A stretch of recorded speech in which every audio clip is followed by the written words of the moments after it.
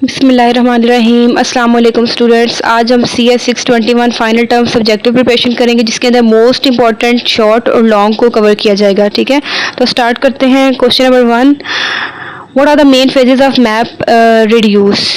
ठीक है, इसके मेन फेजेस बताने हैं कौन से हैं। First one is map, sort and reduce. Map phase में क्या होता है, process the input data and convert it into की वैल्यू पेयर्स।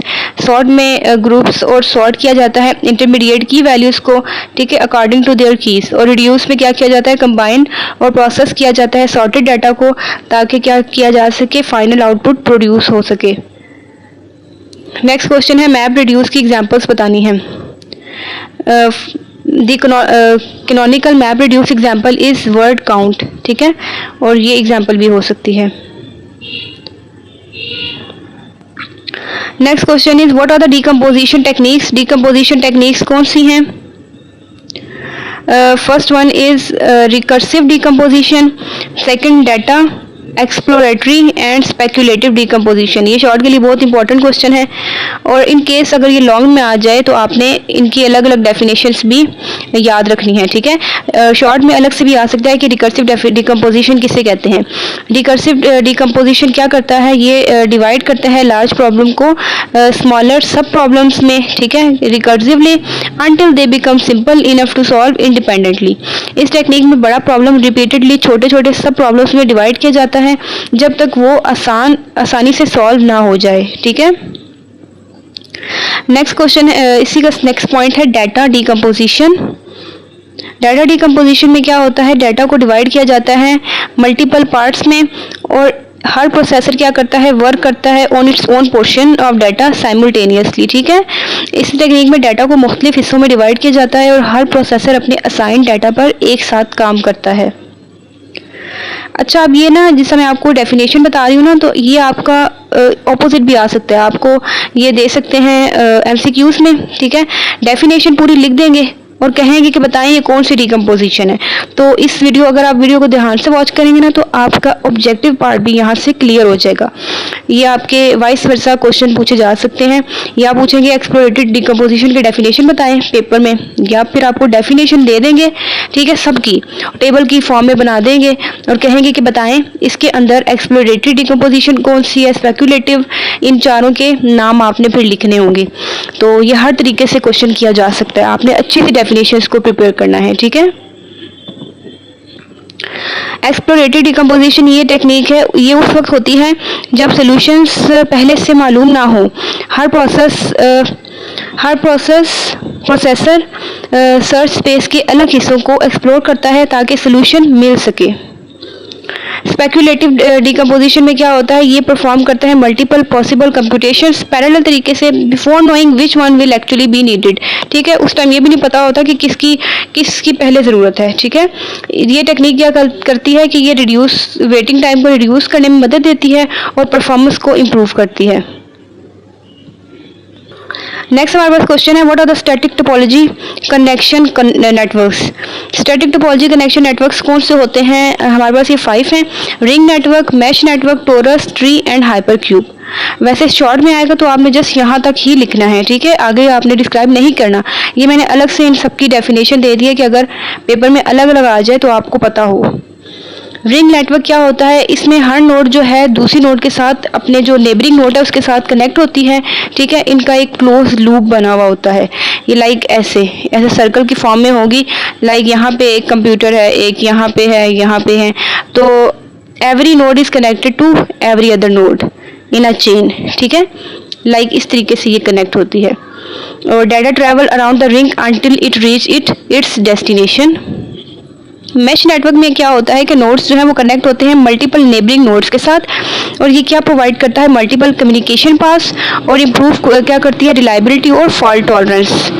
लाइक दिस मैं आपको बता देती हूँ मैश नेटवर्क क्या होता है। लाइक ये इस तरीके से ये स्टार है। ठीक है, यहाँ पे भी एक कंप्यूटर है, यहाँ पे भी, ये इसके सब जगह में ना कनेक्टेड ये नोड्स हैं, नोड्स यानी कंप्यूटर हैं, और साथ में इनके पॉसिबल पाथ ऐसे भी हैं। ठीक है, यानी कि अगर ये वाला पाथ ख़राब हो गया ना, लाइक ये वाली वायर ख़राब हो गई है, तो फिर ये किस तरीके से कनेक्ट हो जाएंगे, ये इसके पास जाएगा, यहाँ से फिर यहाँ इसके पास चला जाएगा, ठीक है। यानी अगर इसके अंदर एक आपके पास ये खराब हो गया ना रास्ता, तो आपके पास मल्टीपल पाथ हैं, ठीक है, उस कंप्यूटर तक, उस नोड तक जाने को। तो ये मैश नेटवर्क ये होता है। आई होप आपको समझ आ गई होगी नेबरिंग नोड्स कौन से होते हैं। नेक्स्ट हमारे पास है टोरस नेटवर्क। टोरस नेटवर्क जो है ये सेम जो है मैश नेटवर्क की तरह है, but its edges are connected together to form a continuous loop, ठीक है। लेकिन इसमें आउटर एजेस भी आपस में कनेक्टेड होते हैं। इस वजह से जो कम्युनिकेशन है इसमें डिले कम होता है और परफॉर्मेंस बेहतर होती है। ट्री नेटवर्क या ये हिरारिकल स्ट्रक्चर है, यानी इसके अंदर पेरेंट और चाइल्ड वाला सिस्टम है। देखिए आगे लिखा हुआ है consisting of parent and child node. और ये कॉमनली कहाँ यूज़ किया जाता है? डाटा को डिस्ट्रीब्यूट किया जाता है सेंट्रल नोड, रूट नोड तक टू सेवरल ब्रांचेस, ठीक है। इसे डाटा डिस्ट्रीब्यूशन और हिरारिकल कम्युनिकेशन के लिए यूज़ किया जाता है। हाइपर क्यूब नेटवर्क क्या होता है? इसमें प्रोसेसर्स को मल्टी डायमेंशनल क्यूब की शक्ल में कनेक्ट करता है। इसमें कम्युनिकेशन फास्ट होती है और लार्ज पैरेलल सिस्टम के लिए बहुत एफिशिएंट टोपोलॉजी मानी जाती है। तो आपने लाजमी इन टोपोलॉजीज को बिल्कुल स्किप नहीं करना। नेक्स्ट हमारे पास क्वेश्चन है what is GPU. GPU is a chip or electronic chip capable of rendering graphics for display on an electronic device, ठीक है। और GPU work by using method, कौन से मेथड से काम करती है? इसका नाम है पैरेलल प्रोसेसिंग, जिसमें मल्टीपल प्रोसेसर क्या हैंडल करते हैं? Separate parts of the same task, ठीक है। एक ही टास्क के जो सेवरल पार्ट्स है ना, वो इकट्ठे मिलकर क्या करते हैं? उसको हैंडल करते हैं। वर्ल्ड फर्स्ट जीपीयू, ये बहुत इंपॉर्टेंट है आपके क्विज के लिए। जो ये जीपीयू हमारे पास क्या, ये वर्ल्ड फर्स्ट था और इसका क्या नाम है? GeForce 256। किसने ये मार्केट किया था, किसने बनाया था? NVIDIA in 1999। GPU chip can process minimum 10 million polygon per second and nearly every computer on market today. ये क्विज के लिए इंपॉर्टेंट है। Question is what are the client centric consistency models, ठीक है। क्लाइंट सेंट्रिक कंसिस्टेंसी मॉडल्स कौन कौन से होते हैं? First one is eventually consistency, monotonic rights, read your rights and rights follow reads. Question number 7, what are the data centric consistency model? data centric consistency models कौन से होते हैं? continuous consistency and consistent ordering of operations, casual consistency, grouping operations। Question number 8 है what are the types of mutex? mutex की types बतानी है। First one is normal mutex, recursive mutex and error check mutex। Next हमारे पास question है explain the architecture of GPU. GPU का architecture आपने बताना है। इसके अंदर क्या होता है? Parallel processors to conventional CPUs, implements SIMD single instruction multiple data structure where multiple threads execute the same instruction simultaneously, thread local register, block local memory and control, global memory and grid of blocks and threads. GPU architecture design किस लिए किया जाता है ये भी बताना है। Scale code to hundreds of codes running thousand of threads, execute task independently from the CPU, improve computational performance through parallel processing। Next हमारे पास इंपॉर्टेंट क्वेश्चन है what are the MPI basic functions. MPI के basic कितने functions हैं? इसके 6 basic functions हैं, ठीक है। जिसके अंदर से हम इस पे लिखा हुआ है कि out of these 6 function only 2 are considered non trivial, ठीक है। तो इसमें हमारे पास कौन कौन से हैं? MPI init, finalize, comm size, comm rank, MPI send and MPI receive. Next हमारे पास क्वेश्चन है what are the advantages of the message passing interface यानी MPI। इसके जो हमारे पास एडवांटेजेस हैं वो फर्स्ट ऑफ ऑल हमारे पास है पोर्टेबिलिटी। पोर्टेबिलिटी में क्या होता है? इसका मतलब है जब आप अपनी एप्लीकेशंस को किसी दूसरे प्लेटफॉर्म पर ट्रांसफ़र करते हैं जो MPI स्टैंडर्ड को सपोर्ट करता हो, तो सोर्स कोड में चेंजेस करने की ज़रूरत नहीं होती। नेक्स्ट हमारे पास है फंक्शनैलिटी।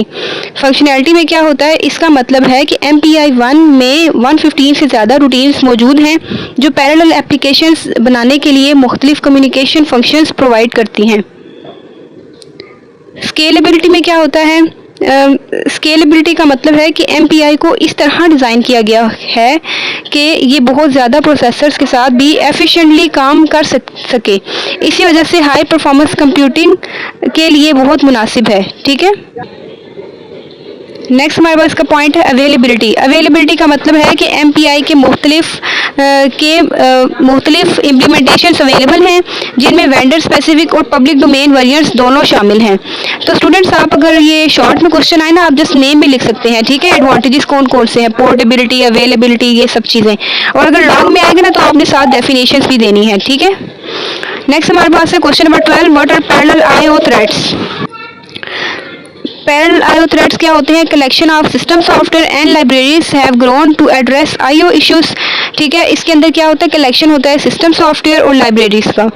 इसके बाद मेजर पैरेलल IO टूल्स कौन से हैं?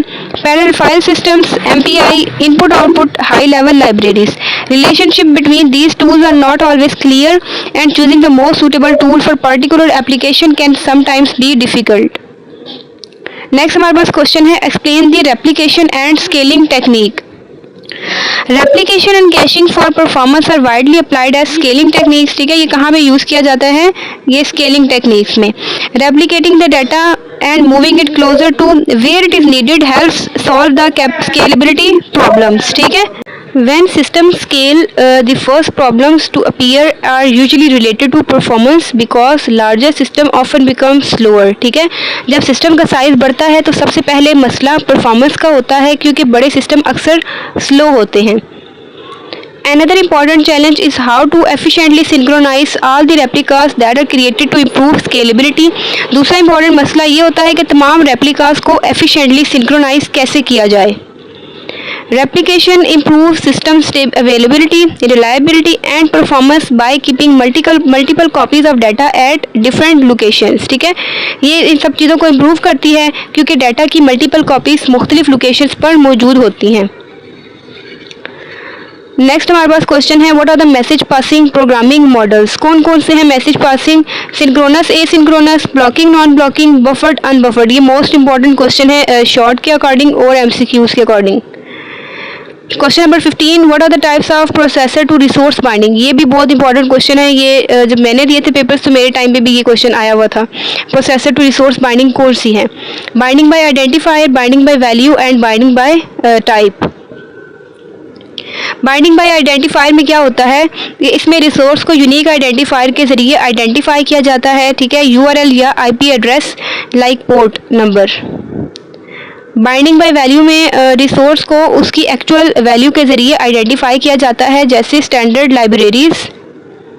बाइंडिंग बाय टाइप में रिसोर्स को उसकी टाइप के मुताबिक आइडेंटिफाई किया जाता है, जैसे मॉनिटर, प्रिंटर और other hardware resources. Performance of GPU बतानी है। बिल डेली और Stanford University considers powers and massive parallelism as a major benefits of GPU over CPUs for the future. और दो एस्पेक्ट्स हैं, data access rate capability, bandwidth, data processing capability and how many operations per second.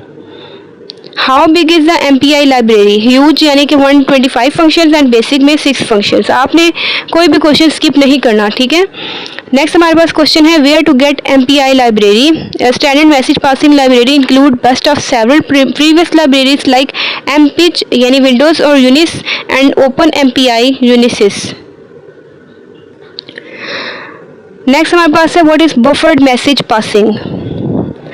Buffered message passing use करने वाला routine ऐसा programme होता है जो messages को बफर की मदद से सेंड और रिसीव करता है। इस मोड में मैसेजेस बफर में क्यों रहते हैं जब तक वो सेंड या रिसीव होने के लिए रेडी ना हो जाएं। नेक्स्ट हमारे पास क्वेश्चन है, what is an unbuffered message passing. ये रूटीन मैसेज पासिंग का एक खास टास्क परफॉर्म करता है, जैसे दो प्रोसेसेस के दरमियान मैसेज सेंड या रिसीव करना। इसमें बफर यूज़ नहीं होता, मैसेजेस फ़ौरन सेंड और रिसीव किए जाते हैं बिना किसी बफरिंग के। ये मोड उस वक्त यूज़फुल होता है जब लो लेटेंसी की नीड हो, ठीक है। नेक्स्ट हमारे पास क्वेश्चन है, what is synchronous message passing. Synchronous message passing क्या होता है? It is not complete until the message has been receive. ये तब तक मुकम्मल नहीं होता जब तक मैसेज रिसीव ना हो जाए। Complete once ask is received by sender, ठीक है। कम्युनिकेशन इसमें होती है synchronization, communicating sequential process 1978 Hoare. उसके बाद blocking, send and receive operations. और अनबफर्ड कम्युनिकेशन में क्या होते हैं? सेवरल स्टेप्स होते हैं इन प्रोटोकॉल सिंक्रोनाइजेशन, डाटा मूवमेंट और कंप्लीशन में डिलेज पार्टिसिपेटिंग प्रोसेसेस।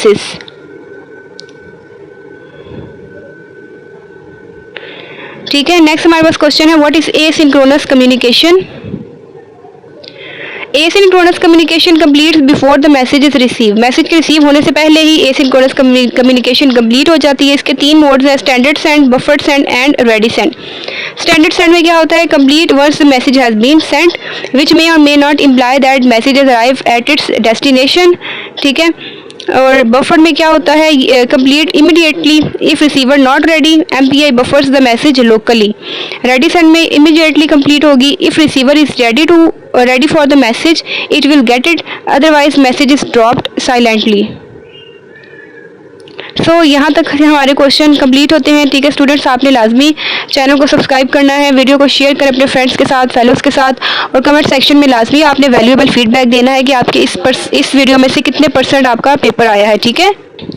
और कमेंट्स में आपने मस्त बताना है कि आपको नेक्स्ट किस कोर्स कोड पर वीडियो चाहिए। ठीक है, आइदर वो फाइनल टर्म हो या फिर मिड टर्म। ठीक है। Thanks for watching.